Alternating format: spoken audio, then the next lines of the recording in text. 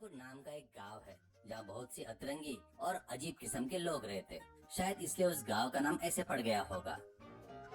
उस गांव के हाईवे के पास ही एक ढाबा था। उसके मालिक का नाम परमेश था। उसमें थोड़ा पागलपन होने की वजह से गांव के सभी लोग उसे पागल परमेश करके बुलाते। उसके ढाबे पर मिलने वाली देसी मुर्गी से बनी तरह तरह की खाने पीने की चीजें लोग बड़े चाव से खाते। वे चीजें बहुत ही स्वादिष्ट होती, इसलिए वहाँ ग्राहकों की भारी भीड़ उमड़ पड़ रही थी। उसका पागलपन क्या था ये भी सुन लीजिए। उसने ढाबे पर बहुत सारा पैसा खर्चा करके स्मोक डिटेक्टर्स लगवा रखे थे। ढाबे के प्रवेश द्वार एक बोर्ड लगा हुआ था, नो स्मोकिंग अनलिमिटेड फाइन। क्यों परमेश जी, ये स्मोकिंग डिटेक्टर्स तो मैंने बड़े बड़े शॉपिंग मॉल में और बड़े बड़े स्टार होटलों में देखे हैं।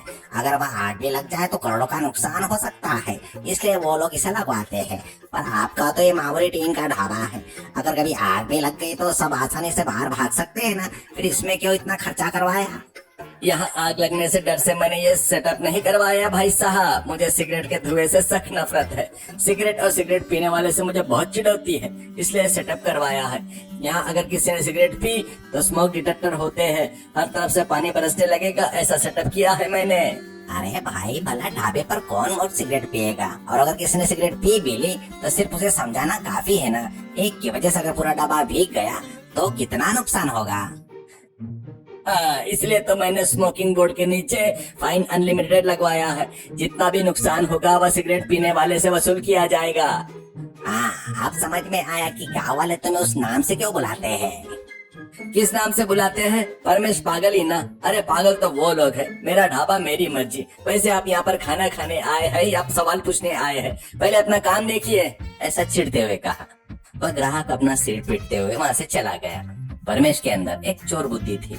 वो काउंटर पर फोन पर बात करने का नाटक करता और बिल के पैसे देने वालों को जानबूझकर कम पैसे वापस लौटाता।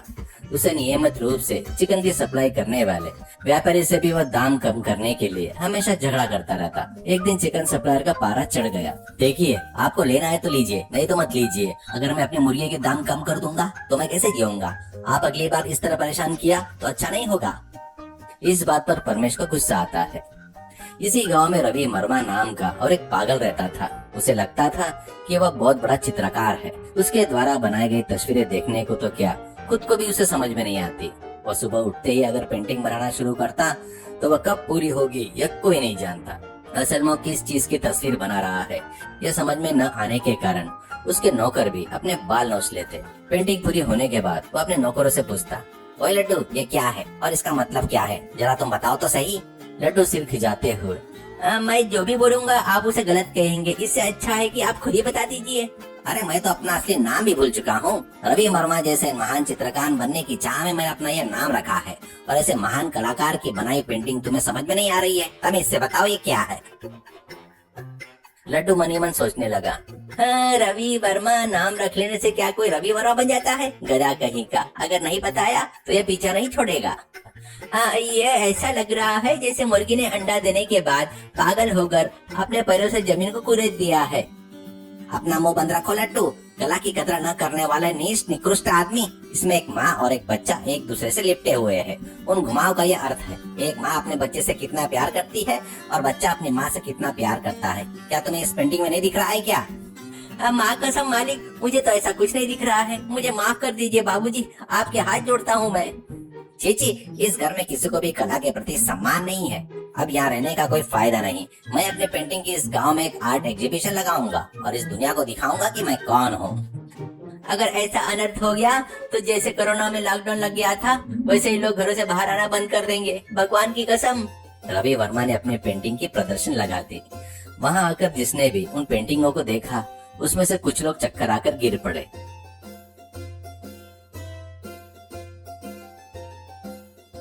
तो कुछ लोग अपनी जान बचाकर भाग खड़े हो गए। वहाँ कुछ लोग का तो मानसिक संतुलन बिगड़ गया। वे अजीबोगरीब डांस करने लगे। झिंका चिका झिंका चिका झिंका चिका झिंका झुंपाक झुंपाक झुंपाक झुंपाक झुंपाक झुंपाक। एक दिन परमेश के ढाबे के ठीक बगल में एक व्यक्ति ने पोल्ट्री फार्म खोला। फार्म के अंदर सफेद रंग की मुर्गियां घूमते हुए चहल पहल कर रही थी। उस पोल्ट्री फार्म के मालिक का नाम जिगर था। वो परमेश के पास आया। अरे ये परमेश जी, मुझे पता है कि आप केवल देसी मुर्गी का ही खाना बना रहे हैं, फिर भी अगर आप कभी फार्म के मुर्गियों को खाने का सोचे तो मुझे बताइए बाबा, मैं आपको बहुत कम दामों में दे दूंगा। ठीक है, लेकिन मैं देसी मुर्गियों के अलावा कोई और मुर्गी इस्तेमाल नहीं करता। अगर कभी मेरा इरादा बदला तो आपको जरूर बताऊंगा। जिगर के जाने के बाद परमेश के दिमाग में एक लालच ने जन्म लिया। उसने सोचा, वह जो देशी मुर्गी सप्लाई करने वाला है, दाम करने को तो बहुत नखरे दिखाता है। अगर मैं जिगर से कम दामों में फार्म की मुर्गियां खरीद लूं और उन्हें देसी मुर्गी के जैसे बदलकर पकाओ तो बहुत सारे पैसे बचेंगे, तगड़ा मुनाफा होगा। मुझे तुरंत इस काम में लग जाना चाहिए। वह तुरंत रवि वर्मा के घर पर पहुंचा। उस समय रवि वर्मा पेंटिंग बना रहे थे। परमेश को आता देख लड्डू ने मनी मन सोचा, ये पागल जरूर कोई बड़ा प्लान बनाकर हमारे पागल के पास आया है।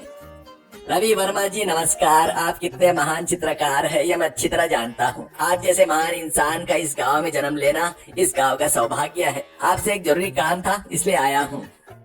एक कलाकार को इससे ज्यादा और क्या चाहिए? क्या आप मेरी पेंटिंग खरीदने आए हैं? बताइए, आपके लिए डिस्काउंट दे दूंगा।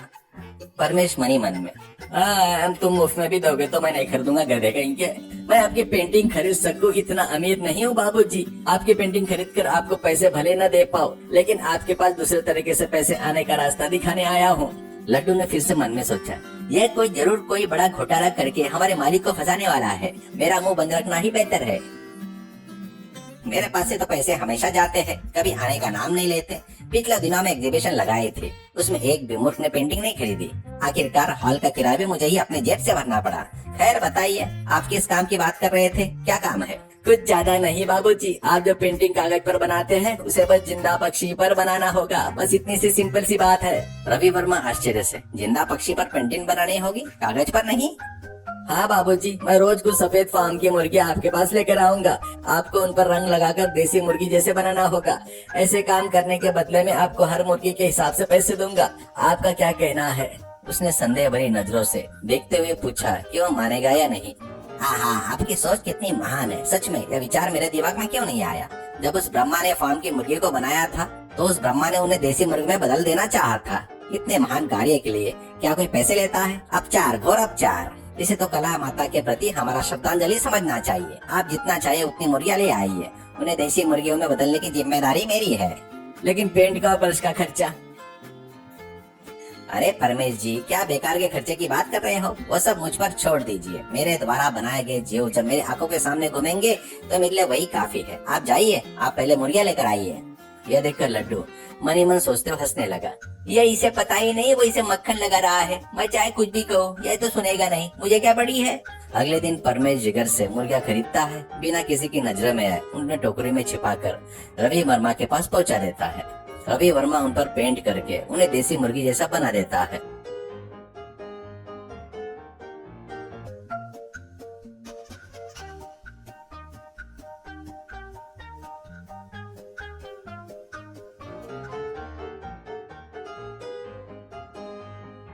परमेश उन्हें वापस टोकरी में रखकर अपने ढाबे पर लेकर आता है।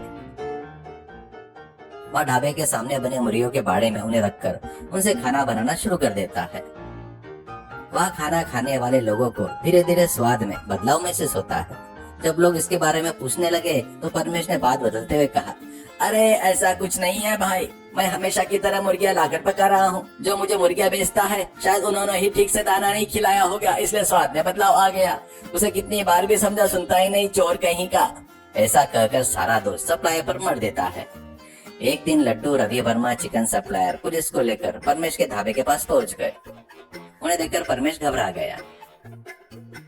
सर देखिए, उस बाड़े में जो मुर्गियां हैं उन पर हमारे मालिक ने रंग लगाकर उन्हें देसी मुर्गी जैसी बदला है। यकीन न हो तो हमारे मालिक से पूछ लीजिए। हाँ सर, उनके ऊपर किए गए हर रंग की मुझे अच्छी तरह पहचान है। देखिए वो कितनी मासूम से असली देसी मुर्गी जैसी लग रही है। सर कम से कम अब तो मेरी कला का कदर कीजिए।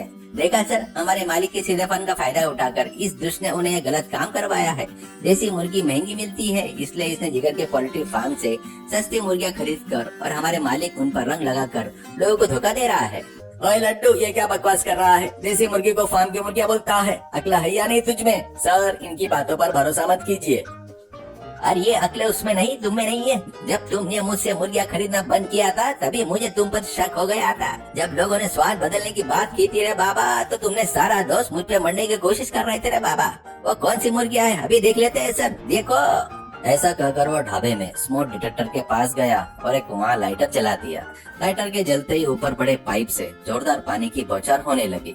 वो पानी जैसे ही बाड़ी में रखी मुर्गियों पर पड़ा, उनका रंग धुंधला हो गया। सफेद रंग की फार्म की मुर्गियां बाहर आ गई। यह देखकर रवि वर्मा को गुस्सा आया और वो चिल्लाया, अरे ये क्या किया तुमने? मैंने इतनी मेहनत से पेंट किया था और तुमने पानी डाल दिया। क्या तुम में कला का कोई सम्मान नहीं है? कोई कुछ भी करे, मैं इन मुर्गियों पर रंग लगाना बंद नहीं करूंगा। अरे वो महान कलाकार, तुम कहाँ से अटक के बाबूजी? तुम तो फंसोगे और साथ में मुझे भी जेल भिजवाओगे। ये बहुत सीधा है सर, इसे कुछ मत कीजिए। चलिए हमारी घर चलते हैं। जेल भेजते हैं तो भेजने दो, मैं जेल की दीवारों पर कोयले से पेंटिंग बनाऊंगा। मेरी कला को कोई नहीं रोक सकता। वह जितना चिल्ला रहा था, नटू उसे उतनी जबरदस्ती से घसीटते हुए वहाँ से ले जा रहा था। आखिरकार पुलिस ने परमेश को गिरफ्तार कर लिया और जेल में डाल दिया। वीडियोस बनाने हैं फिल्मोरा है ना।